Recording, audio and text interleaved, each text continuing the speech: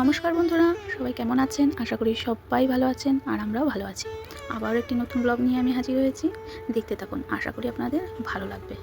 দেখলেন না, কাল জামাগুলো আমি বের করলাম, তাই এই জামাটাও ঠাকুমা এনেছিল। বললাম না যে ছোটো হবে না, ঠিকই হয়েছিল। তাই এই জামাটাই ওকে পরিয়েছি। বেশ সুন্দর, আর লাল পরলে ওকে বেশ ভালোই লাগে। তা আমরা তিনজনে রেডি হয়ে বেরিয়ে পড়েছি। এদিকে এটাও ঠাকুমা, ও ঠাকুমার কোলে করে আমরা সেই পুজোর ওখানে যাচ্ছি। যেই বাড়িতে পুজো সেই বাড়িতে যাচ্ছি। বললাম না আগের দিন ওর মানসিক আছে, সেই সেখানে। আর শুক্রবার ওর মানসিকটা দিতে এসছে এখানে। এসে দেখি কিছুই হয়নি, পুজোর এখনও অনেক দেরি। আমাকে বললো 12টার মধ্যে পুজোয় বসে পড়বে, কিন্তু পুজোর এখনও অনেক দেরি। দেখুন ঠাকুরের মুখগুলো কি সুন্দর লাগছে, একদম কি বলবো, এত ভালো লাগছে ঠাকুরের মুখের দিকে। তো আমি কতক্ষণ তাকিয়েছিলাম, চোখ আর ফেরানো যাচ্ছে না। মায়ের মুখ একদম মায়াবী, সত্যি মনস্কামনা পূর্ণ হয়। ওখানেও বলেছি, এখনও বলছি, মা গো, তুমি তোমার দানটাকে সবসময় সুস্থ রেখো। যাক, পুজোর এখনও অনেক দেরি, তা আমি তো আর উপোস করে থাকতে পারবো না। তাই আমি আমার এখানে যেটুকু আমার সামর্থ্য সেটুকু আমি দিয়ে আমি চলে যাব। আমি বেশিক্ষণ দাঁড়াবো না। প্রসাদ নেওয়ার জন্য আসতে বললো, কিন্তু আমি আর আসবো না, বাড়িই দিয়ে আসবে তারা। ওইদিকে ঠাকুরের কাছে সব দিয়ে বাড়ি চলে এসেছি। এদিকে বাড়ি এসে দেখি মাকে বলে গেছিলাম, মা শুধু ভাত বসিয়ে রেখো, আমি এসে করবো খানে। আর সে তো মা, সে কি পারে সব কিছু ফেলে ধুয়ে দিতে? সে কাছাকাছি সেরে ভাত উপরে ধুয়ে দিয়েছে। আর এদিকে একটু কচু বাটা করেছিল, ওর বাবা কচু বাটা খুব ভালো খায়, তাই মা কচু বাটা করেছিল। আর ওইদিকে আমি একটু লোটে মাছ করেছিলাম। মা আলু ভাজা করেছিল, সকালে আলু ভাজা দিয়ে ভাত খেয়েছি, আলু ভাজার ডাল দিয়ে। পরে আমি লোটে মাছ করেছি। এদিকে বাবুর খাবার বসিয়েছি, এদিকে বাবুর খাবারও হয়ে গেছে। আর ওইদিকে বিকেলে যাবো আমরা ঘুরতে। তা আমরা রেস্ট নিয়ে রেডি হয়ে গেছি। আমার পাপাও রেডি হয়ে গেছে, পাপাও রেডি হয়ে গেছে। এখন আমরা যাচ্ছি। কোথায় যাচ্ছি চলুন দেখতে থাকুন, ঠিক বলবো কেন। ওইদিকে বেরিয়েছি তো, কিন্তু আকাশে মেঘ আছে, বৃষ্টি হবে কিনা কি জানি।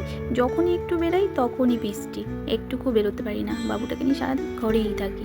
দেখুন পরিবেশটা কী ভালো লাগছে। আর প্রতিদিন এত বৃষ্টি হয় না, বৃষ্টি হয়ে গাছের ডালপালা এত বেড়ে গেছে, মানে জঙ্গল লাগছে। আকাশটা তো বেশ ভালো লাগছে, কিন্তু বৃষ্টি নেমে গেছে জানেন তো। তা বৃষ্টি ঠেলে আমরা তাড়াহুড়া করে চলে এসেছি। কোথায় এসেছি?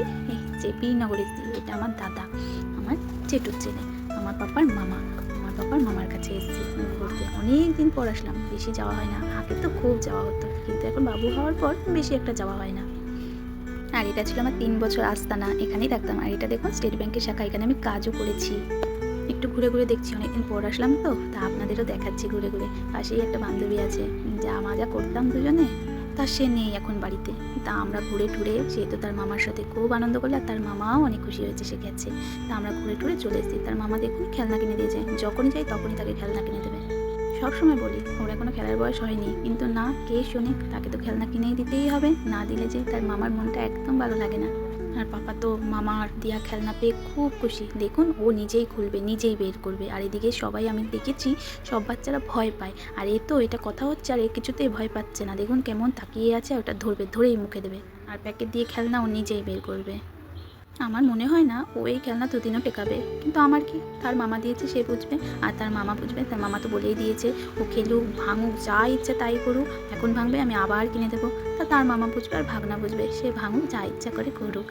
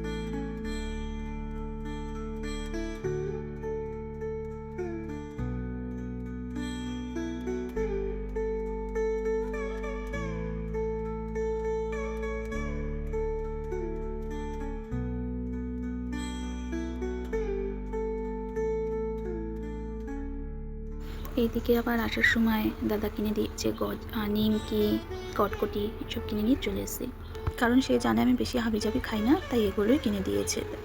ওইদিকে পাপাটা খেলা করছে, অনেক রাত হয়ে গেছে, আমার বাবার খাওয়াটা বসিয়ে দেবো, না হলে আবার ঘুমিয়ে পড়লে আর উঠতে চাইবে না। শুধু তো তার খাওয়ার করলে হবে না, আর তাকে খাওয়ালে হবে না, এদিকে তাকে খাওয়াবো, আবার ঘুম পাড়াবো, এদিকে আমাদের খাওয়ার করবো, কোনো অনেক কাজ। এদিকে আমার পাপার জন্য একটু ওটস বসিয়েছি, একটু ওটস, তার মধ্যে একটু মাখানা দিয়েছি, মাখানা দিয়ে ওটস বসিয়েছি, এটাই খাওয়াবো রাতে। যাক, তাহলে আজকের মতো আমি এখানেই বিদায় নিচ্ছি। সবাই ভালো থাকবেন, সুস্থ থাকবেন এবং সাবধানে থাকবেন। আবার একটি অন্য কোনো ব্লগে দেখা হবে। আর ভালো লাগলে অবশ্যই একটি লাইক করে দেবেন, আর কমেন্টের মাধ্যমে জানাবেন কিন্তু কেমন লাগলো। খুব শীঘ্রই আবার দেখা হবে।